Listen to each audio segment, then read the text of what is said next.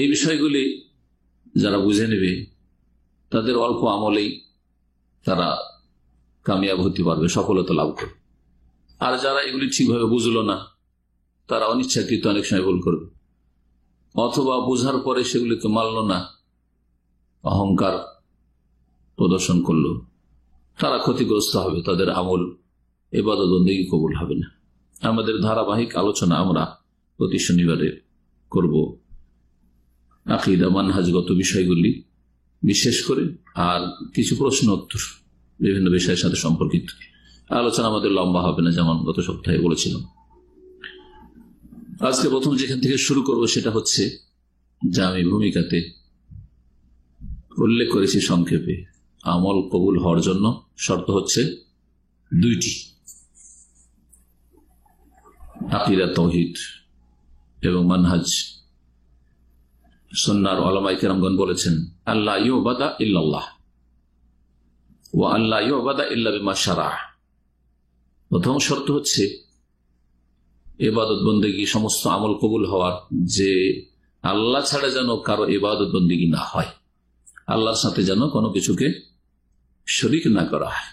তাওহীদ প্রথম শর্ত, ইখলাস প্রথম শর্ত। এই তাওহীদ আর ইখলাসের পরিপন্থী হচ্ছে শিরক, বহুমুখী শিরক, বড় শিরক হোক আর ছোট শিরক হোক, এই শিরক আমলকে ধ্বংস করে দেয়। বড় শিরক হলে সমস্ত আমল অতীত ধ্বংস হয়ে যায়। লাইন আশরাকতা লা ইয়াহবাতান্না আমালুক। শিরকে আসগার কবিরা গুনাহ, বড় শিরক করলে যে আমলে শিরক ঢুকে ইখলাস পরিপন্থী হয়ে যায়, রিয়া, লোক দেখানো, লোককে শোনানো, দুনিয়ার উদ্দেশ্য হয়ে যায়, সেটা প্রাথমিক পর্যায়ে থাকলে সেই আমলটি নষ্ট হয়ে যায়।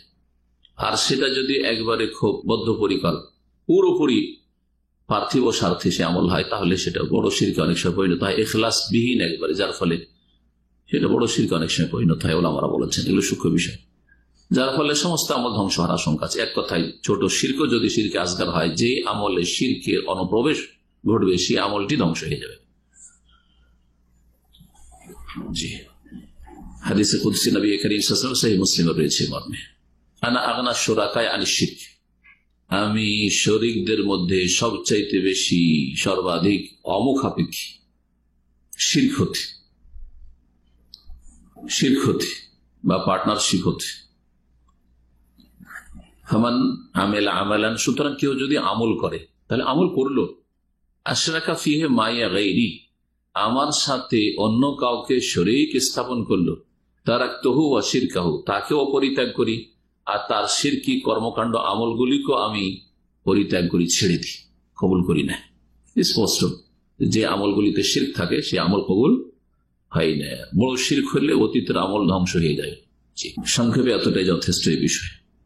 দ্বিতীয় শর্ত আমল কবুল হওয়ার, ও আল্লাহ ইউবাদা ইল্লা বিমা শারা, ইবাদত বন্দেগী করা চলবে না একমাত্র রাসূলুল্লাহ সাল্লাল্লাহু আলাইহি সাল্লামের আনিত পদ্ধতি, শরীয়ত, আদর্শ ছাড়া।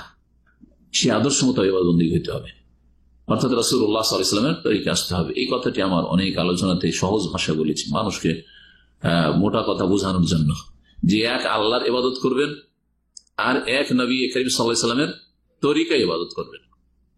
ইবাদত হবে এক আল্লাহর জন্য, আর ইবাদতের তরিকা পদ্ধতিটা হবে একমাত্র শেষ রাসূল খাতামুন নবীন মুহাম্মদুর রাসূলুল্লাহ সাল্লাল্লাহু আলাইহি ওয়াসাল্লামের তরিকা আদর্শ অনুযায়ী।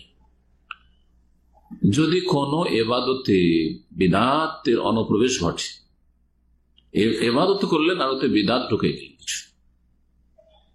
তাহলে সেই আমলটি নষ্ট হয়ে যায়। সে আমল কি হয়ে যায়? নষ্ট হয়ে যায়। সমস্ত আমল নষ্ট হবে না, যেই কাজটাই বিদআত করলো সেই আমলটা কি হয়ে যাবে? নষ্ট হয়ে যাবে।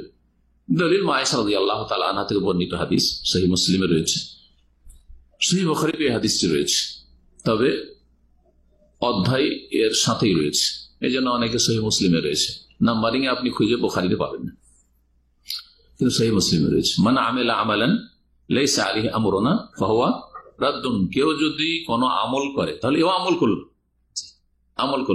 লাইসা আলাইহি আমরুনা, যার ওপর আমার নির্দেশ নেই বা আদর্শ নেই, যেই রকম আমার আদর্শ না, আমার আদর্শ ছাড়া, আদর্শ ব্যতিক্রম আমল করলো, ফাহুয়া রাদ্দুন, সেটা হচ্ছে প্রত্যাখ্যাত, রদ্দুন মানে মারদুদুন, মাজদার ইসম মাফউলের অর্থ, সেটা হচ্ছে মারদুদ, রিজেক্টেড, সেই আমলটি তাহলে মারদুদ।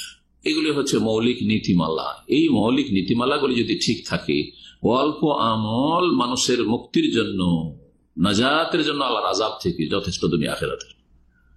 আর যদি এই নীতিমালা ঠিক না থাকে আর আমলের পাহাড় পর্বত থাকে, কোনো কাজে আসবে না, সব ধ্বংস হয়ে যাবে, সারা মরিচিকার মতো সে আমলগুলি হবে।